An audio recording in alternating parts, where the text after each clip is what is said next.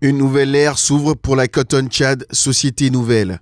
Cette société qui détient le monopole d'achat de coton graines au Tchad est désormais détenue à 60% par le groupe singapourien Olam International.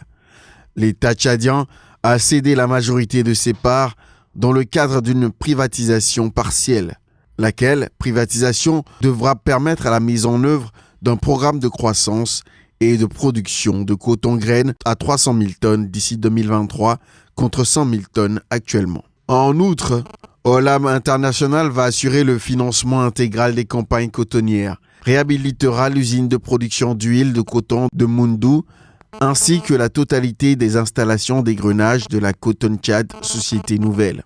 Pour sa part, l'État tchadien, qui soutenait jusqu'ici la filière en subventionnant les intrants et matériels agricoles et en se portant garant auprès des banques pour l'octroi à la Cotton Tchad Société Nouvelle de crédits requis pour le financement des campagnes agricoles, peut désormais souffler.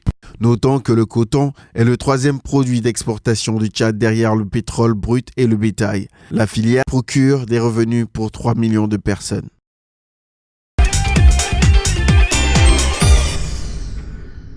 L'économie camerounaise la plus forte et la plus diversifiée de la communauté économique et monétaire de l'Afrique centrale, CEMAC, a longtemps été résiliente au choc, mais montre ses premiers signes de ralentissement. C'est en ces termes que la Banque africaine de développement interpelle le Cameroun sur les signes d'un repli de son économie. Dans ses perspectives économiques en Afrique pour l'année 2018, la BAD indique que ce pays, qui a toujours résisté à la conjoncture internationale malgré les conditions peu favorables, a vu sa croissance chuter à 4,7% en 2016, après avoir affiché une moyenne de 5,8% de 2013 à 2015. En raison d'un certain nombre de facteurs tels que le report des nouveaux investissements dans le secteur pétrolier, cette contre-performance s'est confirmée en 2017 selon la BAD qui situe la croissance du pays à 3,4%.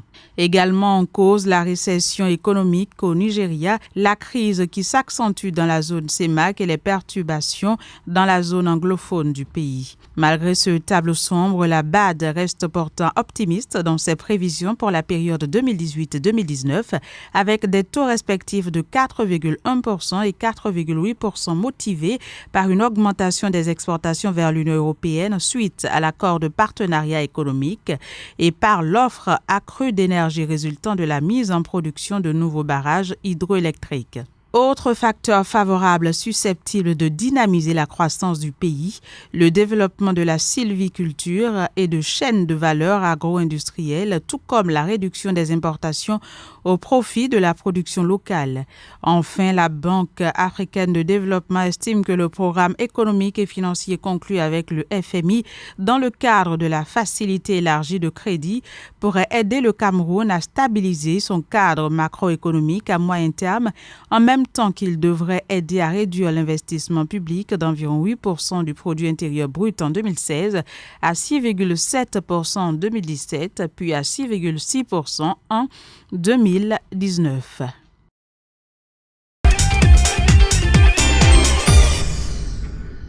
Les investissements étrangers sont enfin libéralisés en Angola. À travers une loi adoptée à l'unanimité par le Parlement, le pays a choisi de se passer de l'obligation faite aux investisseurs de s'associer à un partenaire local. Désormais, la législation angolaise n'exige plus aux investisseurs étrangers d'inclure des partenaires angolais dans leur capital à hauteur de 35%. Le pays s'est par ailleurs doté d'une loi sur la concurrence des marchés visant d'une part à introduire des principes et des règles de concurrence saines dans la moralité et d'autre part à créer une autorité de régulation de la concurrence. Toutes ces nouvelles mesures qui visent à relancer l'économie angolaise interviennent dans un contexte où le nouveau président angolais, João Lourenço, au pouvoir depuis septembre, a fait de la relance de l'économie et de la lutte contre la corruption l'une de ses priorités.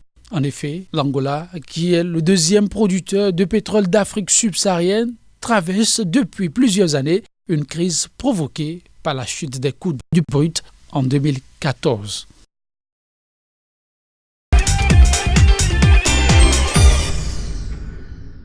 Nous sommes convaincus que si nous mettons en œuvre avec diligence notre plan de relance économique, nous ferons croître l'économie. Ainsi s'exprimait la ministre nigériane des Finances lors d'une conférence qu'elle a conjointement animée avec le gouverneur de la Banque centrale nigériane à Washington en marge des assemblées générales de printemps du FMI et de la Banque mondiale. Pour Kemi Adeosun, le gouvernement de Muhammadu Buhari a réussi à renforcer la résilience macroéconomique du pays, en particulier en révisant la composition de ses sources de financement, en reconstituant les réserves budgétaires, en renforçant les réserves de change et en se concentrant sur les stratégies de substitution des importations. Ainsi, d'ici 2019, la croissance du Nigeria sera beaucoup plus robuste que son niveau actuel, au dire de la ministre des Finances. Kemi Adeosun soutient par ailleurs que le pays maintiendra le cap des objectifs poursuivis pour la relance économique autant qu'il mettra un accent particulier sur le renforcement de la gouvernance des entreprises publiques et la rationalisation des dépenses publiques. Autant dire que la reprise économique se confirme pour le géant nigérian, même si elle reste encore lente. Le pays semble être sur la bonne voie avec à la clé des prévisions de croissance de 2,5% pour l'année 2018, selon le FMI et la Banque mondiale.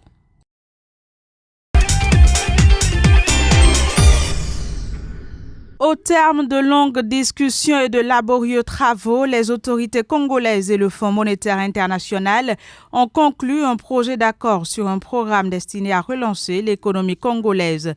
Ce projet d'accord, qui sera soumis au conseil d'administration du FMI pour ratification, vise à promouvoir une croissance soutenue et inclusive, notamment en rétablissant la viabilité budgétaire et en améliorant la gouvernance dans un contexte où le Congo croule sous le poids d'une dette insoutenable et d'une accumulation d'arriérés qui nuisent à la confiance des investisseurs, à la stabilité du système financier ainsi qu'aux services sociaux. Pour le Fonds monétaire international, le Congo devra entreprendre des réformes audacieuses et immédiates dans le domaine de la gouvernance pour traduire en action la rupture avec les politiques et pratiques du passé tant prônées par les autorités du pays.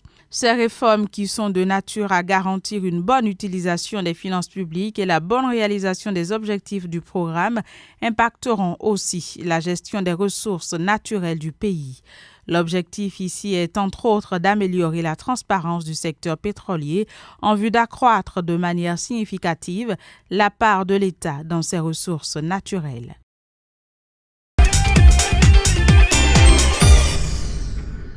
Entre 2016 et 2017, le montant des fonds envoyés dans les pays à revenus faibles ou moyens est passé de 429 milliards de dollars à 466 milliards de dollars, ce qui correspond à une hausse de 8,5%.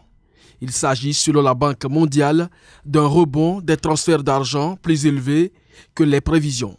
Ce rebond est essentiellement tiré par la croissance en Europe, en Russie et aux États-Unis, laquelle croissance a permis aux migrants et à leurs familles d'envoyer davantage d'argent à destination de l'Inde, 69 milliards de dollars, de la Chine, 64 milliards de dollars, des Philippines, 33 milliards de dollars, du Mexique, 31 milliards de dollars, du Nigeria, 22 milliards de dollars et de l'Égypte, 20 milliards de dollars.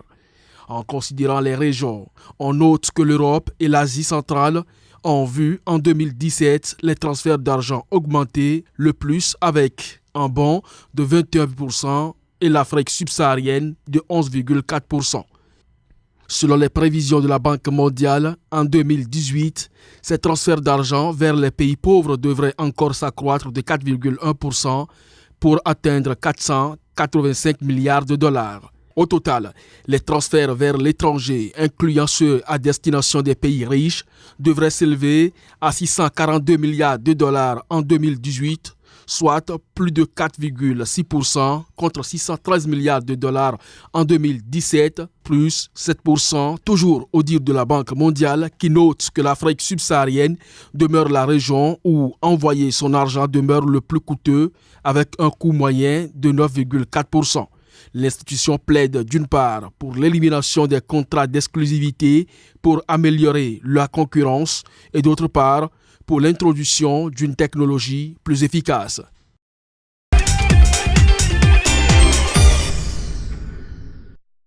Le Kenya affiche un taux de croissance de 4,9% pour l'année 2017. C'est ce qu'indiquent les autorités du pays qui ont revu à la baisse leur prévision initiale de 6%. Le nouveau taux annoncé reste en deçà des 6,85% que le pays a enregistré en 2016. Le ralentissement de la croissance kenyane serait provoqué par la période de forte instabilité politique qu'a connue le pays lors des dernières élections présidentielles. Également en cause, la sécheresse qui sévit dans le pays et qui a entraîné un ralentissement du rendement du secteur agricole dont la croissance a chuté à 1,6% en 2017 contre 5,1% en 2016. Autre facteur défavorable, la baisse des recours au crédit dans le secteur privé au Kenya. Pour 2018, les autorités kenyanes tablent sur une reprise de la croissance à 5,8%, stimulée notamment par une stabilité de la situation politique du pays ainsi qu'une augmentation des investissements dans le secteur de la fabrication, de l'agriculture, de l'accès au logement et de la santé.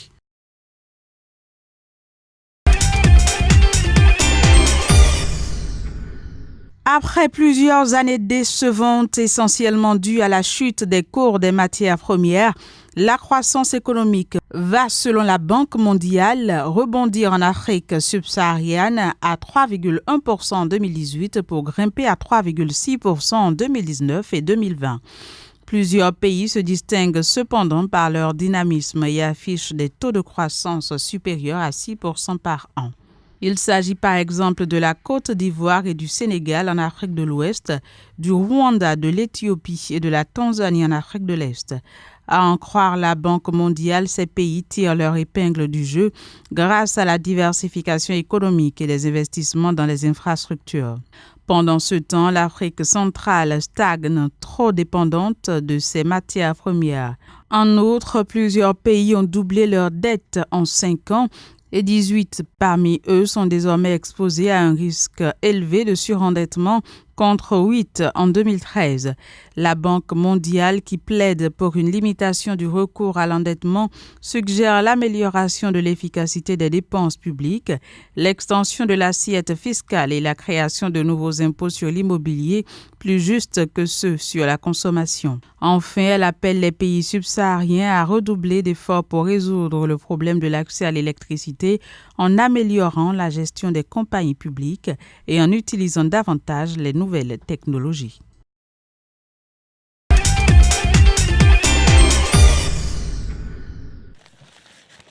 Bichonnés comme des pierres précieuses, ces citrons corses sont avant tout des produits de recherche.